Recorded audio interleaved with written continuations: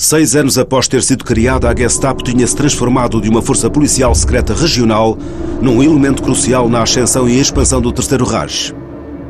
Sob a orientação do seu chefe sombrio, Heinrich Müller, tinha evoluído para um instrumento de terror cujo sucesso a esmagar a resistência era inigualável. Em 1939, poucos se atreviam a opor-se a Hitler ou ao Reich. Era este o objetivo de Hitler. Agora estava pronto para ir em frente, livre de oposição para o passo seguinte do seu plano mestre. A Gestapo estava a preparar-se para um novo papel e um novo palco internacional.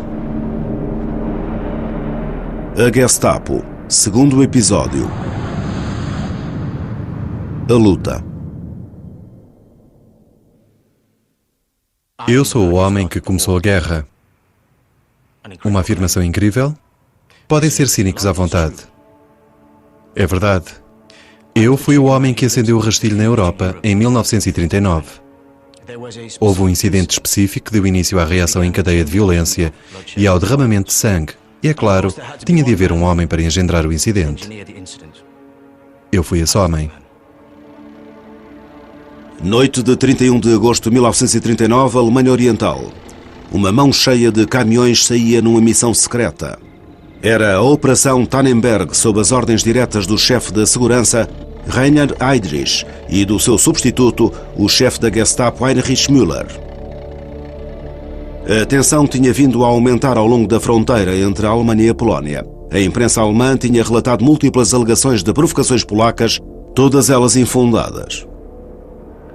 Alfred Naujoks era um oficial dos serviços de segurança sob o comando da Gestapo e ficou contente por descrever mais tarde o papel que desempenhou nessa noite.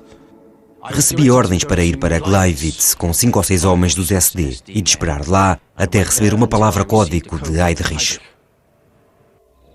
Naujoks estava à espera da palavra código a morte da avó. Quando chegou, Naujoks e os seus homens entraram em ação. Heydrich disse: para levar a cabo este ataque, informem Müller acerca de alimentos enlatados. Alimentos enlatados era um código para um cadáver fresco que era devidamente recolhido. Depois, Naujoks e os seus homens invadiam a estação de rádio local no lado alemão da fronteira, fingindo serem soldados polacos. Disparavam alguns tiros e um orador polaco difundia uma emissão instando a população local a erguer-se contra os nazis. Os falsos polacos desapareciam, deixando o cadáver para trás. Só que ele não estava bem morto. Eu tinha-o colocado à entrada da estação. Ele estava vivo, mas estava completamente inconsciente. Tentei abrir-lhe os olhos. Não consegui perceber pelos olhos que estava vivo, só pela respiração.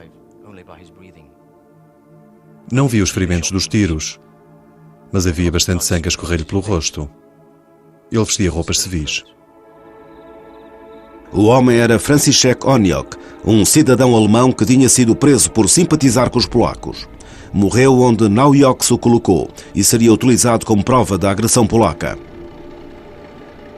Walter Schellenberg, um mestre espião de posição elevada e subconsequentemente chefe dos serviços secretos alemães, sabia tudo acerca da trama. Foi uma das ordens secretas de Hitler. Antes do dia 1 de setembro de 1939, se possível, tinha de ser criada uma causa absolutamente irrepreensível para a guerra. Uma causa que permanecesse na história como uma justificação total e rotulasse a Polónia, aos olhos do mundo, como o agressor contra a Alemanha. Algures ao longo da fronteira, Müller da Gestapo tinha planos para mais alimentos enlatados. Müller discutiu na minha presença acerca de outro incidente na fronteira, no qual se deveria simular um ataque dos polacos aos soldados alemães. Müller declarou que tinha 12 ou 13 criminosos condenados que deveriam ser vestidos com uniformes polacos e deixados sem vida no solo no local do incidente, para mostrar que tinham sido mortos durante o ataque. Para tal, deveriam levar injeções fatais administradas por um médico às ordens de Heydrich. Depois também deveriam apresentar ferimentos de tiros. Depois do ataque, membros da imprensa e outras pessoas seriam levadas ao local do incidente. Um relatório policial deveria ser posteriormente preparado. Os planos da Gestapo tinham resultado. No espaço de algumas horas, Hitler denunciava um total de 21 supostas incursões nas fronteiras por parte dos polacos. Am Tage der Danziger Freiheitskundgebung hatte der Führer die Männer des Deutschen Reichstags einberufen. Vor aller Welt verkündete er: Polen hat heute Nacht zum ersten Mal auf unserem eigenen Territorium auch mit bereits regulären Soldaten geschossen. Seit 5:45 Uhr wird jetzt zurückgeschossen. As notícias fizeram eco do grito de batalha de Hitler. 1. September, Überfälle auf Reichsgebiet. Stadt Beuthen wird von polnischer Artillerie beschossen. 2 Bewohner getötet, 35 verwundet. Das ist der Krieg! Era de facto o início da guerra e não apenas com a Polónia. Horas antes, a Grã-Bretanha tinha reafirmado a sua solidariedade com a Polónia. Também ela seria arrastada para o conflito.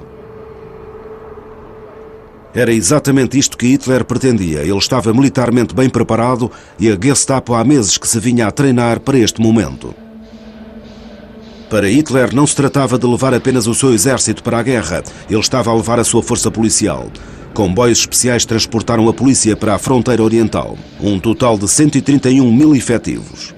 Eles estavam organizados e eram esfiados pela Gestapo, já que este deveria ser o seu mais recente papel: reprimir a oposição nos territórios ocupados. No esquema de Hitler, tanques e soldados eram apenas o começo. O seu trabalho deveria começar de imediato. A polícia esperou com o exército na fronteira. Entre eles estava Heinrich Babb. Todos os dias, por volta das 4 da tarde, deixávamos a nossa unidade da Gestapo para estarmos na fronteira a tempo para o início da guerra. As máquinas de guerra já se encontravam em marcha. Do lado do exército polaco não se via absolutamente nada. Enquanto as forças alemãs se precipitavam através da fronteira, esquadrões especiais da polícia e das SS eram organizados pela Gestapo para completarem a primeira tarefa: liquidarem por completo a liderança polaca. Dali partiram para as ruas e os polícias locais foram atraídos para os ajudar. Verificações rotineiras de identificações tornaram-se um instrumento de repressão política. Quem quer que não se encaixe no perfil aprovado pela Gestapo era preso no local. Os que protestavam politicamente, os chamados parasitas, a elite intelectual e, acima de tudo, os judeus, eram detidos. Na imprensa alemã, o papel da polícia era minimizado. No estrangeiro, a verdade era mais rígida. A diferença-chave entre o comportamento da Gestapo no estrangeiro e o seu comportamento na Alemanha é que era mais implacável, porque visava a resistência de outro país e inimigos ideológicos estrangeiros, acima de tudo judeus, mas também polacos e eslavos. A imagem de marca da Gestapo era inconfundível. A sua estratégia era encorajar os polacos a ceder a uma inclinação há muito contida de antissemitismo, denunciando e atacando os seus próprios compatriotas, com efeito, fazendo o trabalho da própria Gestapo.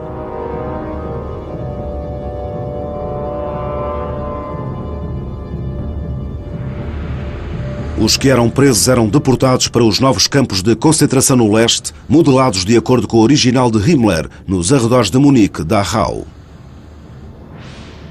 O poder combinado da Wehrmacht e da Gestapo era avassalador. No espaço de semanas, Varsóvia caía.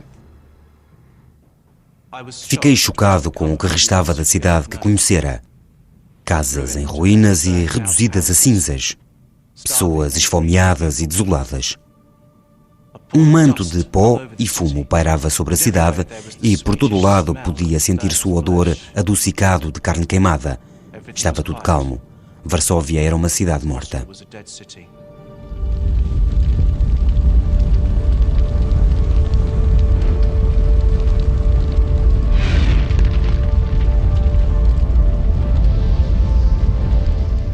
A Gestapo tinha provado a sua eficácia. A partir de agora iria ser a chave de controlo alemão dos seus territórios ocupados, o leito de rocha da sua expansão.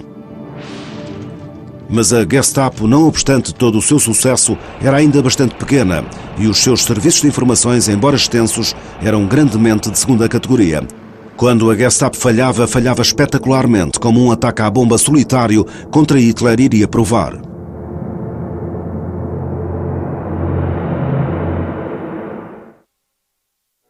Am Vorabend des 9. November erfolgte das ruchlose Bombenattentat auf die traditionelle Führerkundgebung im historischen Bürgerbräukeller. Der Führer hatte die Versammlungsstätte kurze Zeit vor der Katastrophe verlassen. Wäre die Kundgebung wie üblich verlaufen, so hätte der Mordplan sein Ziel erreicht. A explosão foi ato de assassino solitário. A Gestapo não tinha sabido do assunto ou contado com algo assim, nem detectado a bomba colocada no local. Foi falhanço espetacular. Mesmo para a Gestapo, a menina dos olhos do Führer, recuperar de tal desastre não iria ser fácil. Die Wunden nicht so sehr tief sind, aber das Wichtigste war mir, wie ich aus dem Verhau raus, aus der Gesteinen rausgekommen bin, dass ich gewusst habe, der Führer ist in Sicherheit und du warst mit deiner Bahn weg. A Gestapo estava em baixo, mas sem o saber tinha tido sorte. Num dos seus controles fronteiriços de rotina, efetuados mais cedo nesse dia, tinham detido um homem que tentava passar para a Suíça.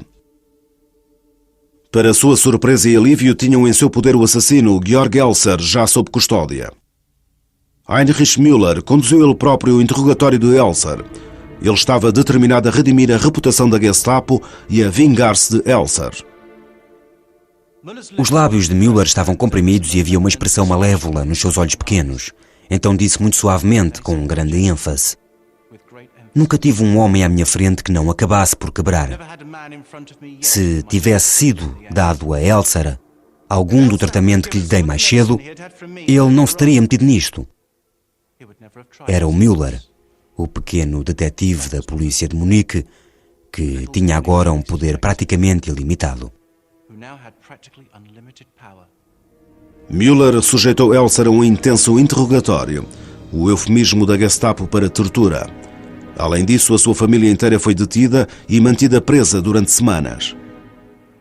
Detenção de parentes, como era chamada, era o último feito da Gestapo. Ninguém sabia onde estavam os infelizes. Não lhes era permitido enviar aos seus parentes quaisquer informações de que ainda estavam vivos. Eles próprios não sabiam onde estavam. Eles espalhavam deliberadamente a notícia de que todos os relacionados com os traidores eram executados. Sabiam muito bem o terror que isto criava entre aqueles que alguma vez tivessem tido ideias oposicionistas. No final, contudo, a Gestapo admitiu que Elser tinha atuado sozinho. Não foi executado, não fosse poder vir a ser útil. Em vez disso, foi preso no campo de concentração de Scharnhausen e mais tarde transferido para Dachau. A rápida resolução do episódio da bomba na cervejaria contribuiu de alguma forma para resgatar a reputação da Gestapo, mas em última análise a sua salvação residiu no facto de Müller, Heydrich e Himmler terem se tornado indispensáveis. Juntos mantinham uma garra de ferro sobre toda a rede de segurança alemã e sem eles os planos de Hitler ficariam em perigo. Já que à medida que o Reich se expandia através da Europa, a Gestapo acompanhou-o, desempenhando um papel essencial não só na eliminação da oposição, mas na implementação do sonho acarinado de Hitler, a eliminação dos judeus. O plano corria suavemente através da Alemanha. O SS Untersturmführer Kurt Lischka, que tinha tido um grande sucesso a lidar com as questões judaicas na Gestapo de Berlim, continuava a sua tarefa em Colónia.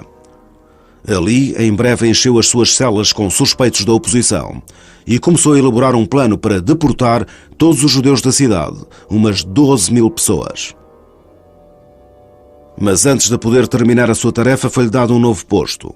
Tendo provado a sua eficácia, estava na curta lista para um dos cargos de administrador de combate. Eram chefes da Gestapo nos territórios ocupados. A sua função consistia em levar os métodos testados e experimentados da Gestapo para eliminar a resistência no estrangeiro. Ele foi destacado para Paris. Instalou-se de imediato em gabinetes sumptuosos na Rue des Chaussées, um nome que se iria tornar infame na história parisiense. Exatamente como fez em Colónia, transformou a Gestapo numa organização de terror. Havia pouco mais informadores de livre vontade aqui do que em casa, portanto Lischka enfrentava mais do que um desafio.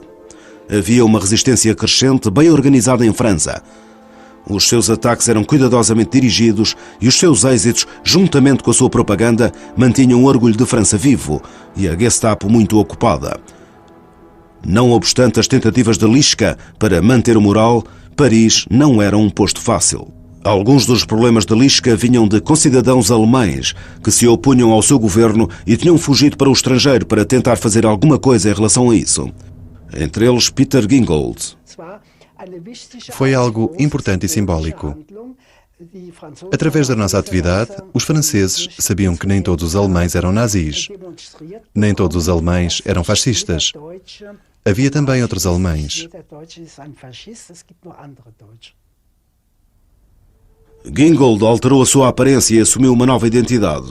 Sob o nome de Pierre Gambert, ele e a sua mulher juntaram-se à luta contra os nazis perto de Dijon. A sua tarefa era distribuir panfletos destinados ao exército alemão, uma atividade de alto risco que não demorou muito. Foi preso por um francês e entregue imediatamente à Gestapo.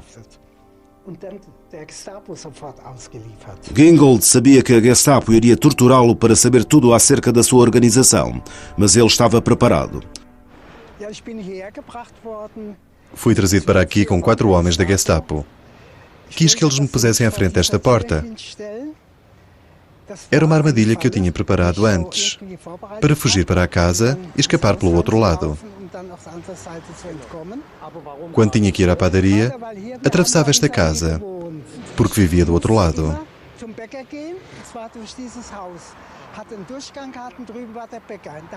Foi assim que conheci esta casa, que tornou possível a minha fuga.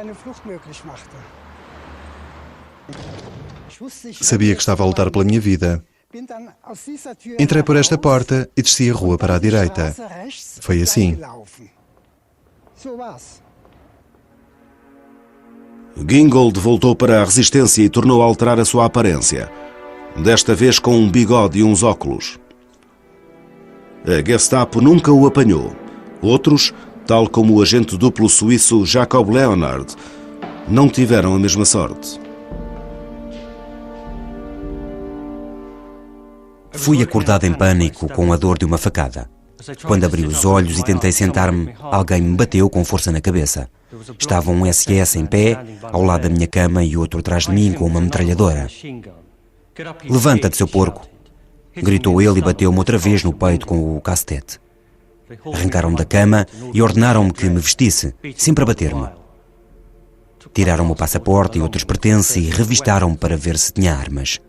Por um momento, o homem da metralhadora olhou-me como se me fosse alvejar ali mesmo, mas os outros impediram-no. "Não faças isso, temos de levar este." Eu estava a sangrar da boca e do nariz. A minha cara estava cheia de sangue e eu estava a começar a engoli-lo. Mal me podia mexer. Arrastaram-me para o carro e eles atravessaram a cidade a grande velocidade. Pararam em frente a uma casa que tinha uma tabuleta por cima da porta que dizia "Polícia Secreta do Estado. Gestapo." Leonard foi colocado em custódia protetora, o eufemismo da Gestapo para prisão política. Ele protestou a sua inocência ao agente que o interrogava. Ele disse: "Herr Leonard, sabe que temos métodos que o farão dar-nos uma confissão." Mas eu insisti: "Não tenho nada a confessar." Eles vendaram-me e em seguida bateram-me na parte de trás da cabeça, fazendo com que a minha cara batesse na parede. Os meus óculos partiram-se e senti uma dor perfurante nos olhos. Eu recuei, mas eles não me deixaram até eu desmaiar, incapaz de me mover, com os sobrolhos rasgados, a face cortada e o nariz partido. Helene Moshkevich era uma jovem combatente da resistência, infiltrada na Gestapo de Bruxelas. A palavra adega tinha conotações tenebrosas na Gestapo. Era uma câmara de tortura do tipo da Inquisição. Ouvi gritos tão lancinantes que perdi a cabeça e corri impulsivamente na direção da sua origem. A porta estava aberta e lá dentro estavam 2 carrascos despidos da cintura para cima a chicotear um homem amarrado àquilo que parecia uma tábua de carniceiro. O seu corpo inchado fora espancado e tinha uma quantidade de cortes e feridas a sangrar. Quando os brutamontes me viram, pararam incrédulos.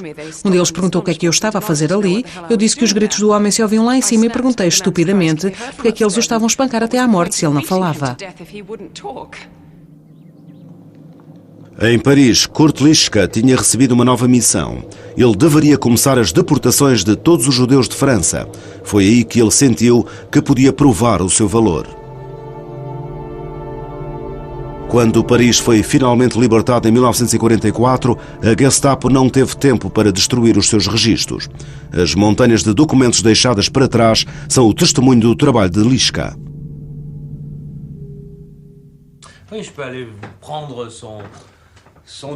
Vou buscar o dossiê dele, que é muito pesado, e mostro-vos que ele mandava na Gestapo em França desde 41 a 43. É a prova de que os judeus que estavam sob a autoridade alemã eram enviados para serem exterminados sem demora.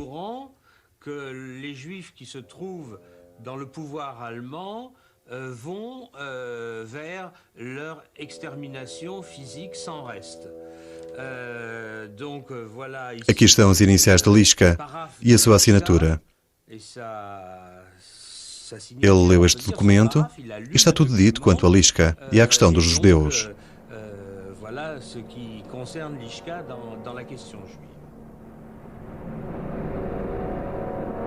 Como primeiro passo, todos os judeus que fugiram para a França tinham que ser presos.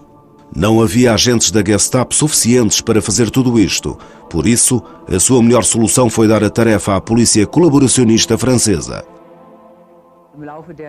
Nos documentos que publicamos e todos estes livros sobre a solução final para a questão dos judeus em França, sabemos hoje que 90% dos judeus em França foram presos pela polícia francesa, sob as ordens dos ocupantes alemães, é claro. E aqui a Gestapo teve um papel muito importante a desempenhar. No total, 80 mil pessoas foram detidas no campo de trânsito de Drancy, sob as ordens da Gestapo, antes de serem deportadas de França para Auschwitz. Mas ali havia mais trabalho para a Gestapo fazer. Tinham que organizar as deportações através da Europa ocupada.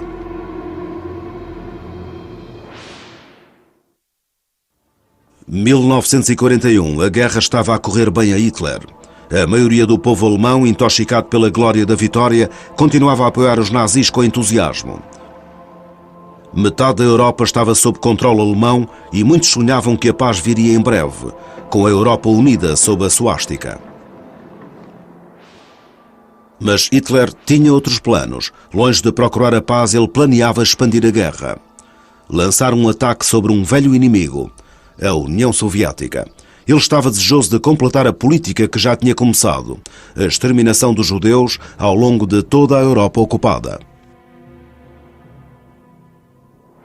A Gestapo tinha ajudado a desempenhar esta tarefa durante algum tempo, mas de uma forma gradual. Eles já tinham tido uma ideia para simplificar as coisas, dando etiquetas aos judeus.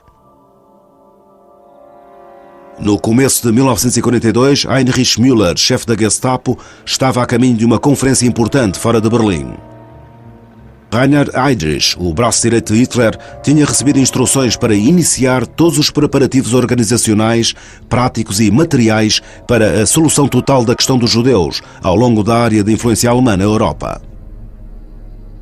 Isso significava genocídio e a Gestapo e as forças policiais que ela controlava iriam pô-lo em prática. Adolf Eichmann era o especialista em judeus no gabinete de segurança do Reich. Eichmann era um nazi austríaco que tinha subido dentro da SD em Berlim para se tornar numa das figuras principais da Gestapo durante a guerra. Ele foi muitas vezes descrito como um homem burocrata típico, sem rosto. Não se comprometia com nada para além do cumprimento das suas funções. Penso que é importante reconhecer que Eichmann não era mais do que um autómato. Eichmann era também um carente ideológico que fazia as coisas não só porque lhe tinham mandado fazê-las, mas porque era um fervoroso antissemita. Eichmann utilizou minutos da conferência como recorda mais tarde no seu julgamento. Reinhard Heydrich conseguiu, durante a conferência de Wannsee, fazer com que toda a gente utilizasse expressões tais como matar, exterminar e eliminar, e teve os seus depoimentos gravados nos minutos em que os fez. Depois Heydrich decidiu o que iria aparecer e o que não iria. Depois poliu um pouco e foi assim. O Führer tinha ordenado o extermínio dos judeus. Foi o que Heydrich disse. Depois, invulgarmente, ele fez uma pausa durante muito tempo para ver o efeito que as suas palavras teriam. Finalmente, os planos receberam aprovação tal como se fosse uma reunião administrativa habitual. Depois da conferência terminar, Heydrich Müller e a minha insignificante pessoa sentaram-se confortavelmente em frente à lareira. Não para falar, mas para descansar após as longas e exaustivas horas. A importância da conferência era o facto de que tinha sido feita para implementar os métodos da solução final por um grupo de burocratas de segunda linha.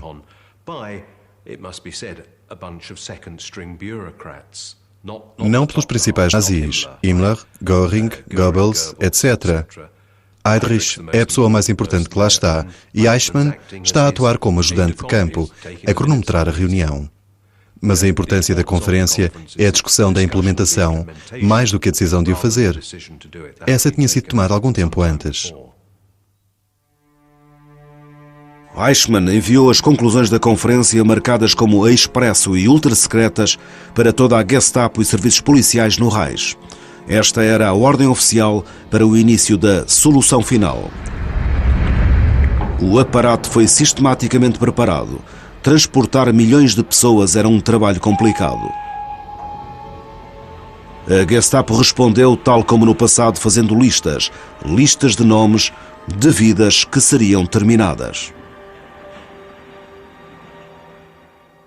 O papel da Gestapo era cercar os judeus em cada localidade e enviá-los. Eles escreviam aos judeus de cada comunidade na altura certa, dizendo-lhes para comparecerem na estação de onde seriam deportados. E é também a Gestapo que está no centro da organização das deportações. Portanto, é a Gestapo que contacta com o sistema ferroviário do Reich para coordenar os transportes de comboio para o leste. A Gestapo aproveitou toda a ajuda possível. A combatente judia da resistência, Helene Moshkevich, tinha se infiltrado na Gestapo. Não consigo descrever o medo que senti quando entrei no edifício da Gestapo naquela manhã. Até aquele momento não tinha refletido sobre a minha posição. Uma rapariga judia belga no papel de alemã, ladeada por um Obersturmbannführer, o coronel responsável pela Gestapo em Bruxelas, a passar calmamente guarda após guarda pelos longos corredores e saudada pelo rápido Heil Hitler e bater de tacões. Um dos trabalhos de Helene era preparar as listas. Mais uma vez a Gestapo arranjou uma maneira de pôr os outros a fazerem o trabalho por eles. Foi publicado um aviso de que seria dada uma recompensa de 40 francos belgas a quem desse uma informação que levasse à detenção de um judeu. Quando as cartas começaram a chegar, eram enviadas pelo sargento para o nosso gabinete. Finalmente, tínhamos que colocar as cartas na secretária do Obersturmbannführer, onde se acumulavam até ser tomada uma decisão. Graças a todos esses atrasos e ao facto dos judeus ficarem pouco tempo num só lugar, alguns dos que foram denunciados tiveram tempo de mudar de esconderijo antes da Gestapo os encontrar. Mas muitos não conseguiram esconder-se. Numa dessas listas estava a família May de Würzburg. Ludwig, o pai, Millie, a mãe e o filho de 12 anos, Herbert.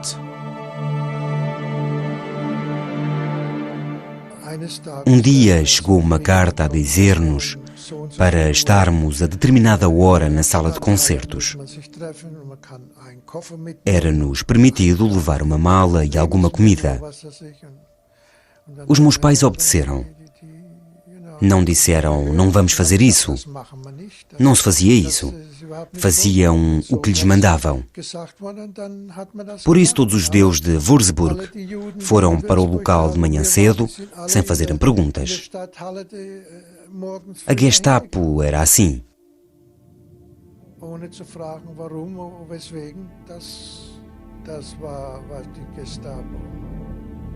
Por todo o lado no Reich, a Gestapo supervisionava a retirada dos judeus. Vizinhos e amigos olhavam, mas não viam nada.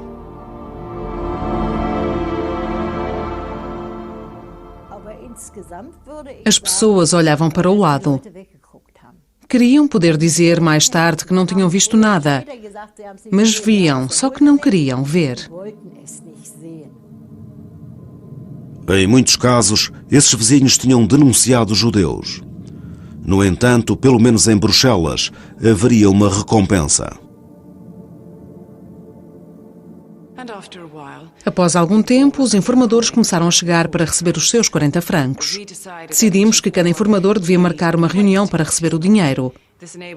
Isso permitiu-nos copiar os nomes e moradas dos informadores para uma lista que enviámos para o quartel-general da Resistência e eram registados para futura referência ou retribuição, por vezes depois da guerra.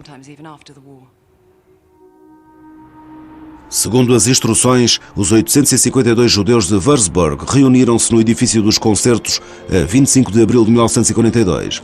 Esperaram instruções entre os sinais familiares de uma vida normal.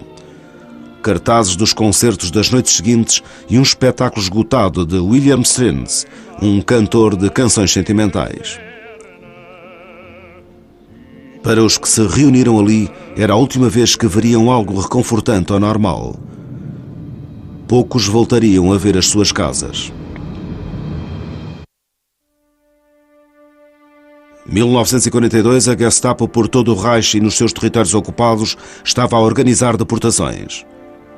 Em Würzburg, 852 judeus tinham sido convocados para o edifício de concertos local. Os agentes da Gestapo fizeram um álbum para o seu entretenimento. Estava cheio de legendas a gozar com as suas vítimas. Quanto mais longo o dia, mais finos os convidados. A mais bonita entre os escolhidos. Sarah tem de trabalhar para variar. Entre a multidão, a família May. Passámos ali 1 ou 2 noites. Numa manhã disseram, saiam. E nós marchámos através da cidade até à estação dos comboios. Os meus pais diziam-me continuamente que estava tudo bem. Não te preocupes, está tudo bem, nós estamos aqui. Eu não tinha medo porque eles cuidavam de mim. Estavam ali e tudo ia correr bem. Eu acreditava nisso e não pensava em nada mau. O planeamento era meticuloso como sempre. O edifício estava dividido em 2 secções, homens e mulheres, as famílias eram separadas para nunca mais se reunirem. Agentes da Gestapo supervisionavam o acontecimento, alguns deles à paisana. Oswald Gundelach, o assistente sénior para crimes da Gestapo de Würzburg, também tomou parte na deportação. Em 1922 ele tinha feito parte da polícia da Baviera e em 1933 da Gestapo. Mais tarde afirmou que tinha sido transferido contra a sua vontade e as tarefas que tinha desempenhado eram deveres policiais perfeitamente normais e aceitáveis. Gundelach foi mandado acompanhar os 852 judeus à estação dos comboios.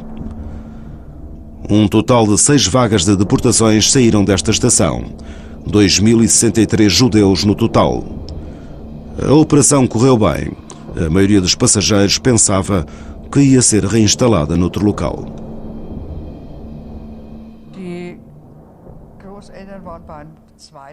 Os meus avós estavam no segundo transporte de Nuremberg para Izbica, na Polónia, em março de 42. Sei que o pai da minha mãe a acompanhou até ao ponto de recolha na estação de Langwasser, de onde foram depois deportados.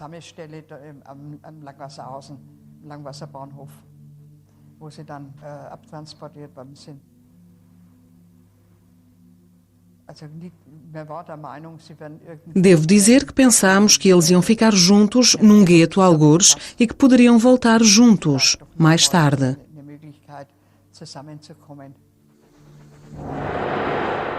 O comboio especial de evacuação número DA-49 de Oswald Gundelach dirigia-se através da Alemanha para Lublin, distrito da Polónia. Demorou uns dolorosos e lentos 4 dias, recolhendo cada vez mais deportados no caminho. O relatório de Gundelach registra em estilo burocrático a viagem do comboio especial. O transporte foi entregue completo, não houve incidentes, não foi necessária a ação policial. Era assim que dizia. O relatório foi entregue ao agente local da Gestapo.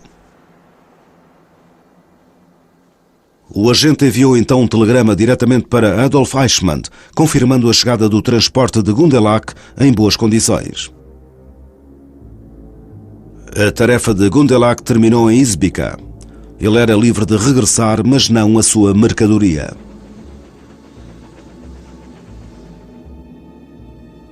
Izbica é uma pequena aldeia a sul de Lublin, na Polónia Oriental, perto da fronteira ucraniana. Estava no coração da Operação Reinhard, uma operação especial dirigida a partir da secretária de Heinrich Himmler. O alvo eram 2 milhões de judeus que seriam exterminados nessa zona da Polónia. Izbica estava preparada para ser um gueto transitório. Fica na junção de uma rede de caminhos de ferro que unia os campos da morte de Belzec e Sobibor a sul e Majdanek e Treblinka a norte. Himmler em pessoa fez-lhe uma visita. O lugar desempenhava um papel importante no seu plano. Ao seu lado, o chefe local da Gestapo de Izbica, Kurt Engels. Engels começou a sua carreira como polícia em Colónia. Em 1940, foi para Izbica como chefe da Gestapo local. Era um homem sádico e brutal. Para se divertir, andava pela vila na sua mota à procura de judeus para alvejar.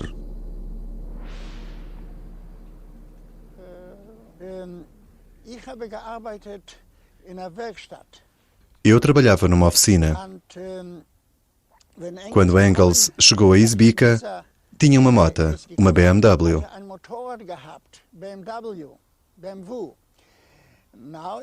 Foi à oficina onde eu trabalhava com um amigo, o Wolf. Tinha de lhe estar sempre a limpar a moto. Ele encontrava judeus todos os dias, levava-os para o cemitério e alvejava-os.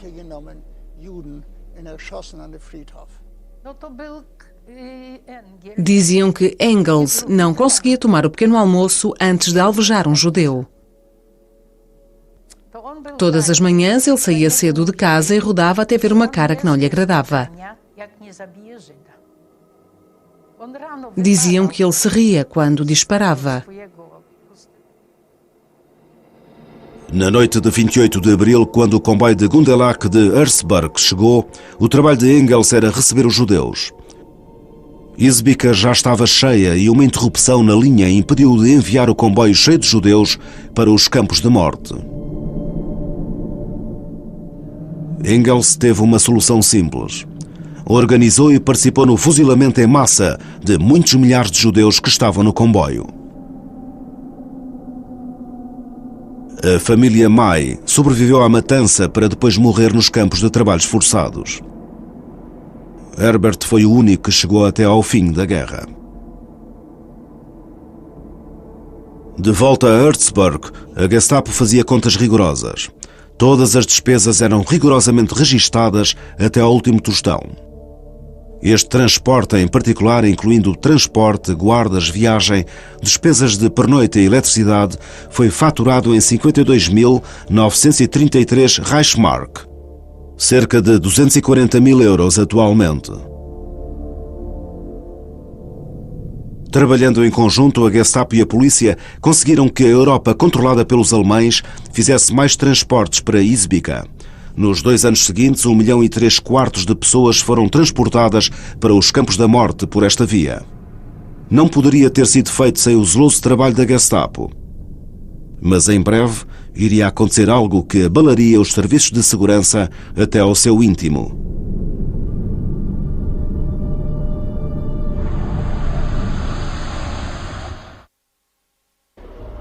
Maio de 1942. Reinhard Heydrich, chefe da segurança do Reich, foi recompensado pela sua lealdade a Hitler e colocado em Praga como protetor do Reich. Por outras palavras, governante absoluto. A glória caiu bem à sua vaidade e ele arranjou uma solução para a teimosa resistência checa que encontrou no seu novo posto. E a solução estava na Gestapo. Fizeram centenas de prisões e à custa de Heydrich e execuções sumárias nas ruas, fazendo um espetáculo de matança pública. A Gestapo tornou-se demasiado confiante, mas o reverso da medalha teve o efeito contrário ao pretendido. Heydrich foi para o seu escritório no Castelo de Praga, ao volante do seu descapotável. A resistência checa atirou uma bomba para o carro aberto, mas Heydrich não morreu imediatamente. Uma pessoa que ia a passar chamou uma ambulância e Heydrich morreu no hospital.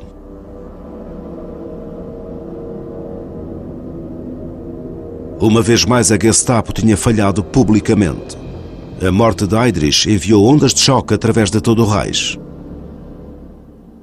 Milhares de pessoas, na maioria cidadãos da população local, passam em fila pelo caixão no cortejo de honra do Castelo de Praga, onde está depositado Heydrich.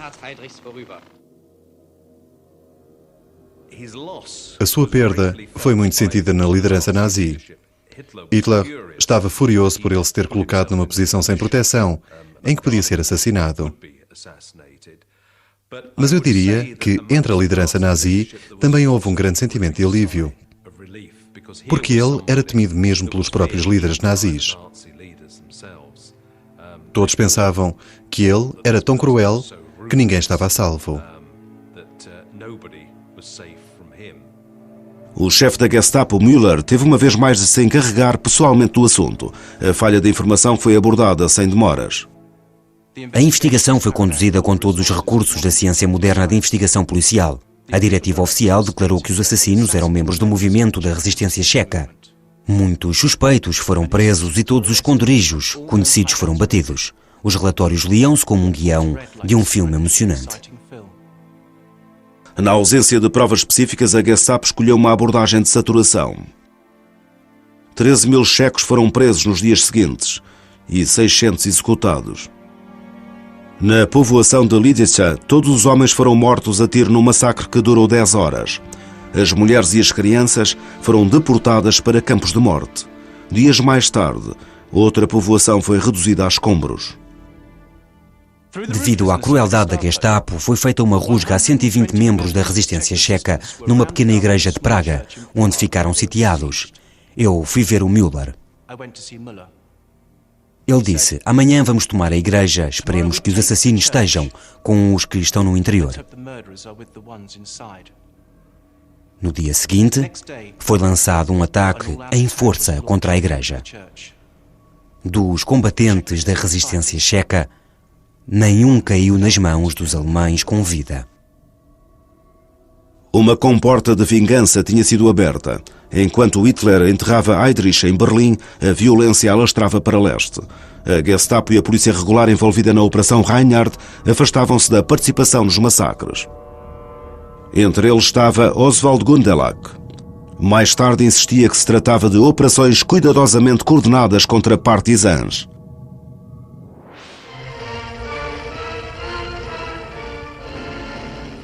Os cabecilhas do gangue receberam um castigo justo.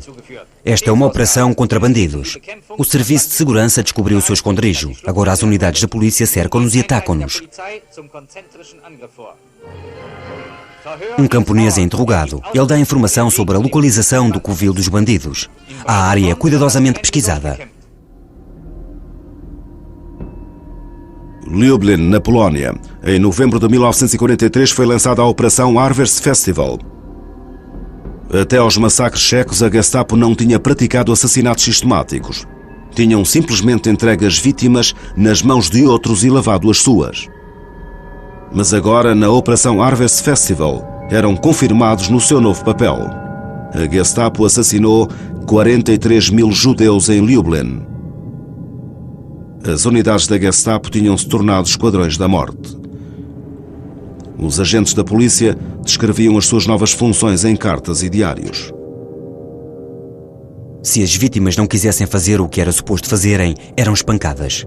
Muitas delas iam tranquilamente para os locais de execução. Não tinham escolha. Era sempre tão estranho quando as vítimas caíam na vala. Elas não caíam da mesma forma. Por vezes tombavam, outras vezes caíam de uma forma irregular na vala. Não sou a favor de atirar contra pessoas indefesas, mesmo que sejam judeus. Prefiro o combate aberto. Bom, boa noite, querida.